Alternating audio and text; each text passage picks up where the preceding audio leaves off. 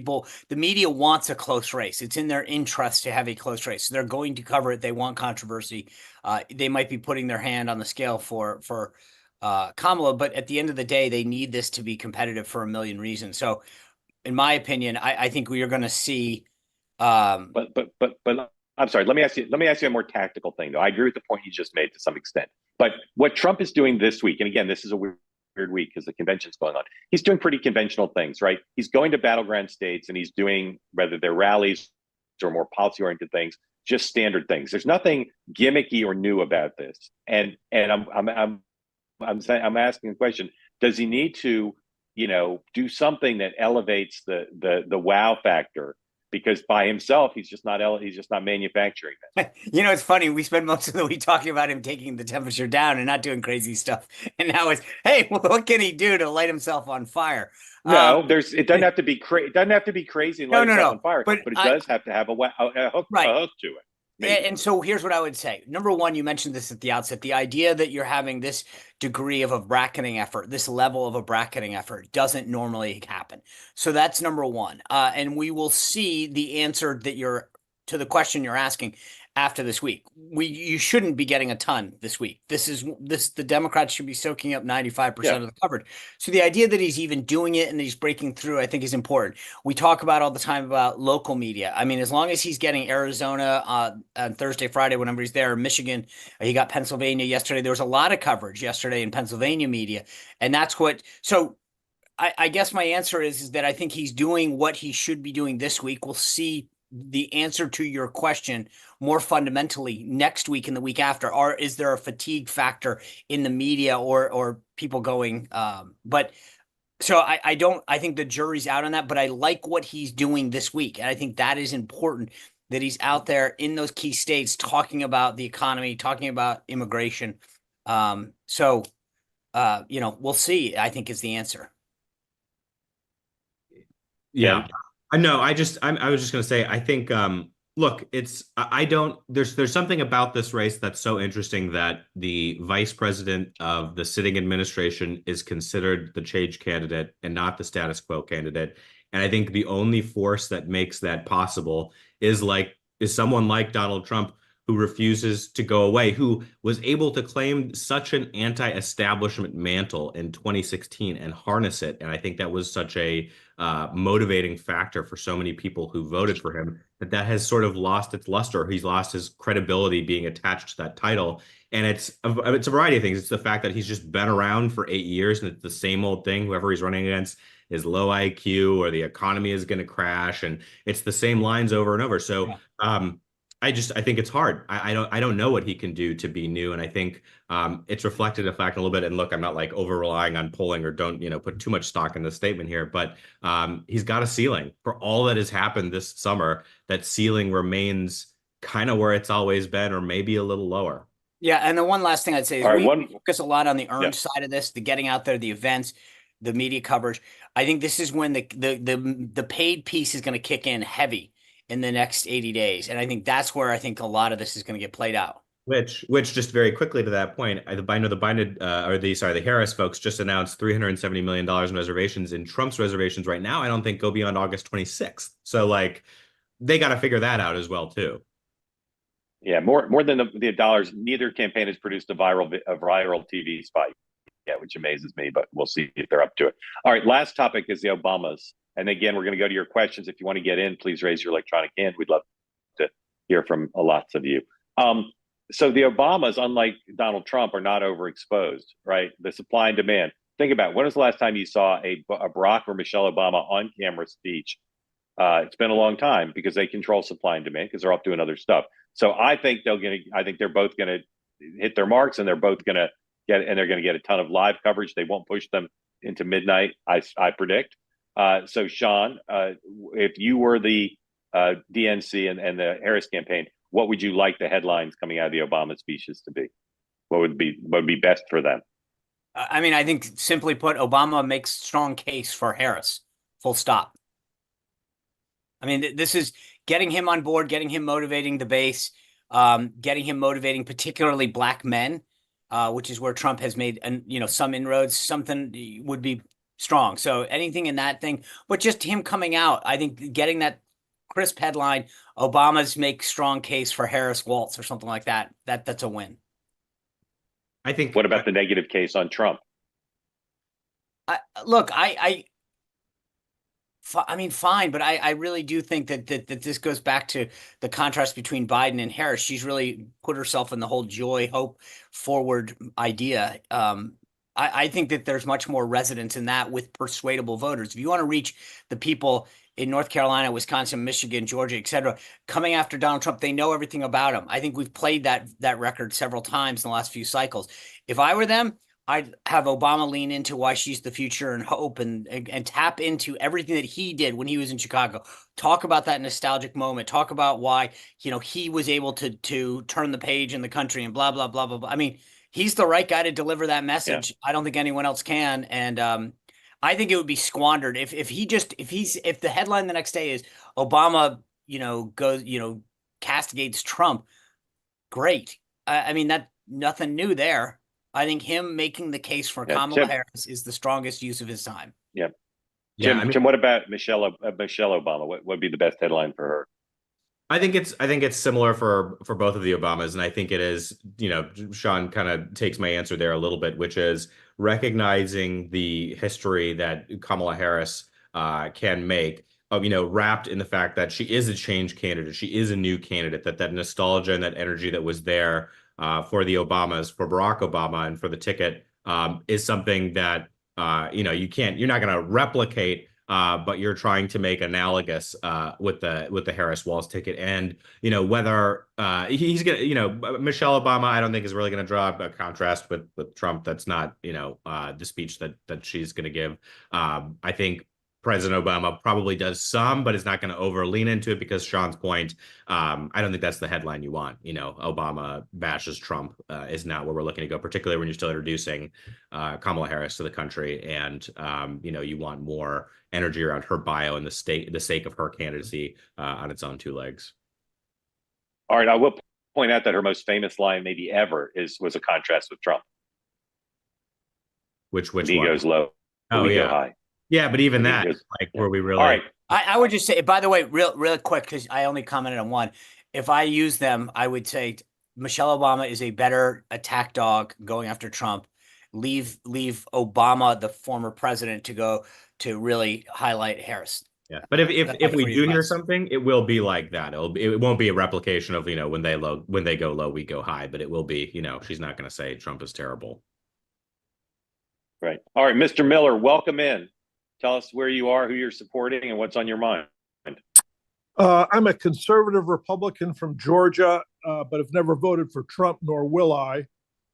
Georgia is a state that's going to be very interesting, I think, this fall. You've got Stacey Abrams, who's going to push Kamala. And the question is, what's Brian Kemp going to do? Trump's attacked him. Kemp had to set up his own organization for re-election because Trump 2 years ago took over the Republican apparatus and put a primary candidate up there. What is your opinion on what's going to happen in Georgia? Are you leaving the presidential line blank? No, I'll vote for Kamala Harris. I wish there was a better candidate, but I'm an anybody but Trump person. And did you vote for Biden and Clinton in 16 and 20? I voted for Biden. I wrote in Romney in 16. Got it. Yeah. What do you most object to about Donald Trump? January 6th, serial raper. Do I need to go further? Bill, is there anything? Do you like his? Hold on, Sean. Just one question. Do you like his policy positions? He ran up $9 billion or $9 trillion worth of debt in his 4 years. He's not a conservative. He's a free spender, and he doesn't care about debt, as shown by all his bankruptcies. You want to speak at the Democratic convention? They might want to have you. Sean, go ahead. No, I think Bill just answered my questions. To your question, Bill, I believe that Georgia is a must-win for us, and that anything that we can do to I actually think Governor Kemp has done a great job of making it clear that despite his differences, he's going to vote in support for Donald Trump. And the more that the president can save any concerns he has with the governor until after the election, that would be my advice to him. Yeah. I mean, the only thing I would say there is on the state of the race in Georgia. I mean, I think for Harris, starting to consolidate the Democratic base, particularly Black voters, younger voters, obviously helpful in Georgia. And, it's part of a path that's opened up, bringing those Sun Belt states back into play. Georgia, North Carolina, keeping as many paths open at 270 as you can. It is remarkable where we are now versus where we were at the end of June. Bill, will Kamala Harris make a great president if she wins? No. Okay. Bill, thank you. Appreciate it. Let's continue the Bill theme. Bring in Bill from Park Slope. Sir, I suspect you're supporting Kamala Harris, but thank you for joining, Mr. Mayor. The floor is yours. Thank you so much, Mark. First of all, Mark, kudos to you for the most dramatic aviation journalism we have seen in a long time on our endless attempt to get to Chicago. We made it. Thank you. Thank you for telling the world about it. Yeah. If you're not familiar, the mayor and I were on the same doomed flight to get here from LaGuardia. We eventually got here, and we had the finest pilot in the history of America. You can read all about it on my Twitter feed. He was awesome. It's gripping. It's gripping. Yeah. I think last night there was a lot to like and a lot that was moving, but the section on reproductive rights was one of the most powerful things I've seen at any convention. And I felt during it, particularly obviously the testimonials of the women who made so sharp what this issue means and so personal, that any independent woman, any moderate woman, Republican woman out there who, with an open mind, who saw that, was going to be so viscerally moved for herself, for her children, for her grandchildren, that it epitomized the pathway, I think, for Kamala Harris, particularly in the blue wall states, but even to an extent in places like Georgia and Arizona. I thought it was brilliant. And I think, if anything, the Democratic Party should lean even more into the issue. That you see the polls that say it's not number one, number two, number three. I still think it is the thing that will energize people and will create the emotion to ensure voting, and will bring a lot of late-breaking voters over to Kamala Harris. Mr. Mayor, we were remiss for not raising that earlier, and I'm very glad you did, and I couldn't agree with you more. And you see that it'll be essential in her speech, and of course, it was central in Secretary Clinton's speech. And I agree with you. I think they're going to lean into it even more after that. And I'll be curious to see if unlike the Republicans, who had very powerful everyday people, as they called them at their convention, but didn't follow through and feature them in subsequent messaging, which really surprises me. I think that the women who spoke last night, I predict, will be on social media. They'll be booked on interviews. I think they'll be campaigning, and I think you're right, it'll be super powerful. And all four Sunbelt battleground states have sizable pro-choice factions, communities that I think will be super important. Sean, how dangerous is this? As you know well, Donald Trump agrees with Bill de Blasio and with me that this is an incredibly important issue for the Democrats. Hogan's being able to articulately talk about their opposition, like why they support what they do, has been a problem for us. And so the more that we can get, I think Trump has articulated probably a position that's best in terms of pushing it back to the states, making it a state issue.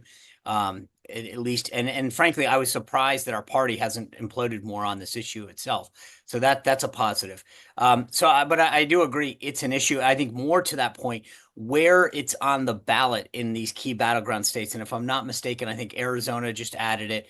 I don't think it's going to be a factor in Florida. I mean, in terms of deciding the outcome, but I give Democrats and the left a kudos for getting this on the ballot. It's a motivating factor that was probably more of an issue when Biden was the candidate, to keep them motivated. But it is an issue of concern. There's no question about it. And I would add Nevada to that too, right? In the Sun Belt, you've also got it out there as well. And I I think it is a very hard issue for Republicans to run from. I think the messaging from last night that 1/3 of women in the United States live in a state where you cannot get access to an abortion is critical. And I think highlighting those personal stories, Mark, to your point, going forward, we've seen, for example, Katie Cox, who has a story from Texas that's heartbreaking out there, talking about this consistently. And I agree. I think this is something they're going to beat the drum on. And I just want to be clear for everyone out there. Like I am a very pro-life conservative, proud pro-life conservative. When I say Republicans haven't talked about this well, it's articulate our position and juxtapose that to what I think is a very extreme position on the left. And I think that too many candidates cower and get in the fetal position, no pun intended. And I think that by doing that, they allow Democrats to define conservatives that for decades proudly fought to get this issue dealt with. So I just think too many Republicans who have been, quote, pro-life, when we finally got what we wanted, when the dog caught the car, we didn't know what to do. And I think that's a shame. Hey, Mr. Mark, Mayor, one more thanks for quick joining point. us. Yeah, Mark, go just ahead, to please. say to Sean's point, I think pre-Dobbs, Sean would have had a great point. Because I think a lot of Democrats did struggle with how do you talk about what the appropriate approach is, the appropriate limit is, et cetera. I think post-Dobbs, that's kind of been washed away, honestly, for a lot of voters, particularly moderate women voters. It's now a yes or no. Either you believe in the right to choose or you don't. And I think the Democratic message that the right to choose, that the right to contraception, IVF, all these things are going to be threatened going forward is really, really resonating. So I don't think you can kind of parse it and say, oh, look, the Democrats are allowing these extreme possibilities when people are actually most worried about their fundamental rights and things even getting worse. I think that train actually left the station with the Dobbs decision. Yeah. Mr. Mayor, thanks for joining us. Come back regularly. Enjoy hearing from you. Thank you. See you at the gym. All right. I'm calling on all white men because it's only white men who have their hands up, or at least men who appear to me to be white. They certainly do appear to be men. Oh, well, ladies, love guess to what, hear. Mark, the upside is it's as Governor Walz says, it's white men Taco Tuesday. So yeah, that is the goofiest. Ladies, we'd love ladies, we'd love to get you in here, but I don't see any hands up. So please join us in our waning moments. Let's go to Ash. Ash, you're unmuted. Tell us where you are, who you're supporting, and what's on your mind, please.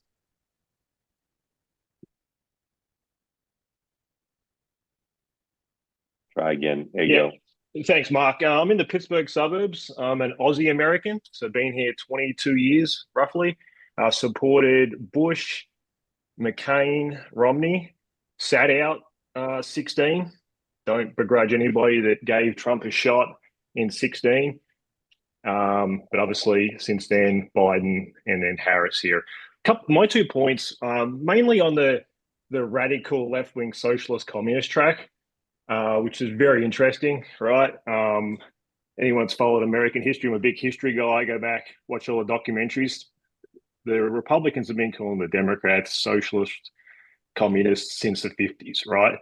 And in 2024, it's just not landing outside of the base. It just doesn't, right? Because anybody who knows, who's left America, I'm from Australia, worked for a French company, German company, I'm a business executive. It's the policies the Democrats are pushing are standard in every other wealthy country in the world, right? Healthcare. Guess what? In Australia, you can have private healthcare and you can have public. Like you don't lose all these things. So the boogeyman of the left-wing radical socialist is just not a winner. I was telling Alex that online the other day. It's just not a winner. It's not going to change the election. And it's been shown the last 4 presidential elections. The Democrats have won the last 4 presidential elections by an average of over 7 million votes. The American public don't buy that, right? So I just wanted to put that out there, that this thing about running these ads and posting her as a socialist, I just don't think it's going to hit. And hey, maybe it was. They tried it in 08 with Obama, most radical congressman out there. Didn't attach. You've got 2 months to do it here in a shorter campaign. It's just not going to work.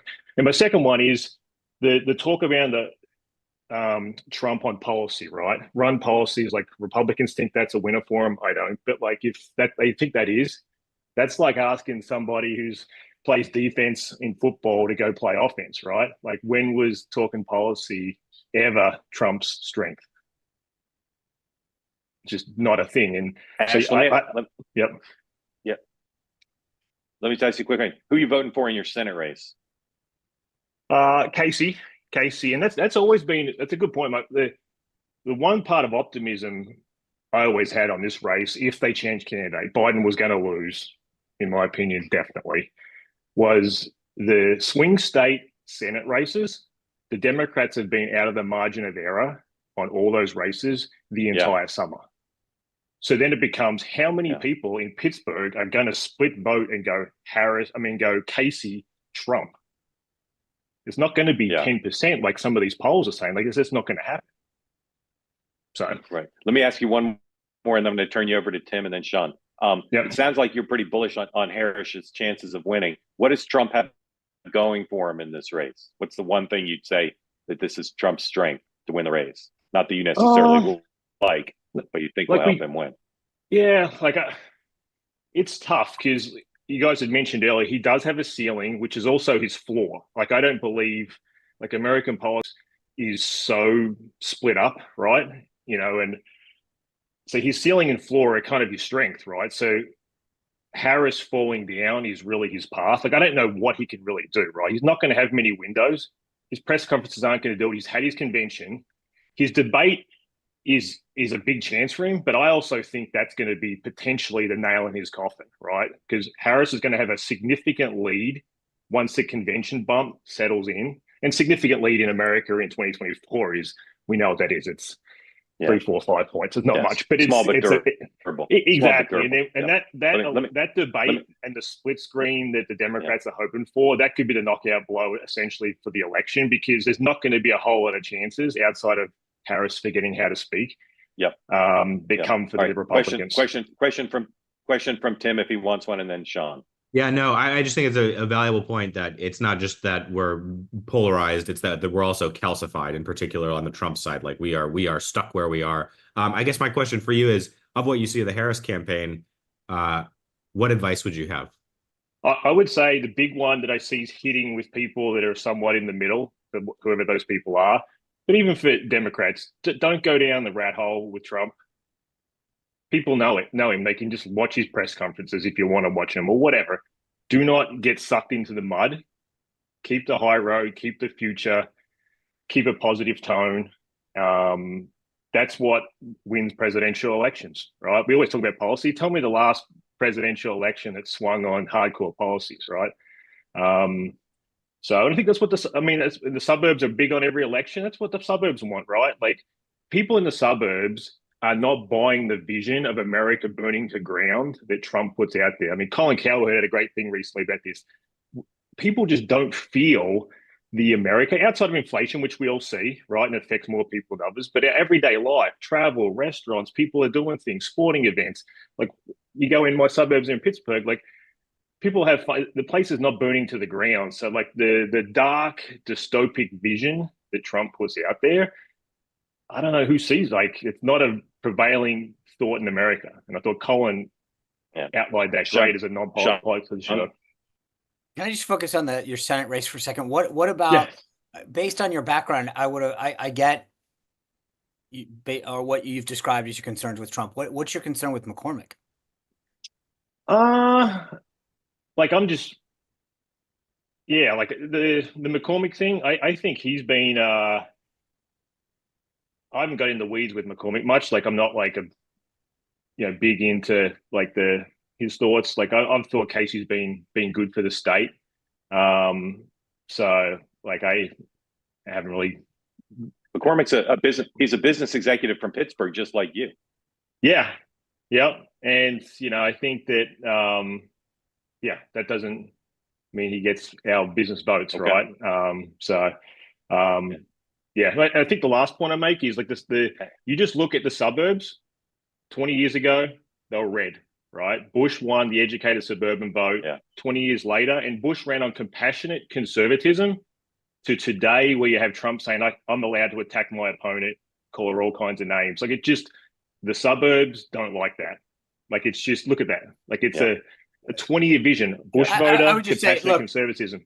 Yeah, I appreciate and respect your view on this, but to say that they don't They don't like that's where Trump's strength is. So Yeah. it may not be the case with some of the folks that you know or with your colleagues, but that's frankly the Trump base. So that does resonate. I mean that is He's lost them. I don't Yeah. I don't That's what the stats say. We'll see. We'll see. Ash, thank you, man. Thank you for joining. A few more hands went up. Unfortunately, we're out of time. So thank you, everybody who raised your hand. Thank you for everybody who participated. Today, 2 events coming up on Two-Way at 2:30 Eastern Time. Lauren Leader of Two-Way and Majority Rules will be streaming on the YouTube channel her interviews here in Chicago. Governor Hochul of New York, Michelle Lujan Grisham, and Laura Kelly. You can watch all that streaming live at 2:30, and then we're going like ESPN2 here today because at 3 Eastern, as you know, my regular unnamed program from here in Chicago. We'll have some guests we'll announce shortly, but you'll get an email from me if you're on my Substack in a little bit, telling you how you can watch more specifically. But again, 2:30, Lauren Leader interviewing 3 Democratic governors here in Chicago, 3:00 Eastern, my program, updating everything news of the day from here. And then tomorrow again, 9 a.m. Eastern time, Sean, Tim, a cast of you, thousands, for the morning meeting. Gentlemen, band is back together. Thanks to Dan for filling in yesterday. Sean, do you want to say something? No, just I'm signing off. No. All right. We'll see everybody tomorrow, same bad time, same bad channel. Thank you for watching the morning meeting.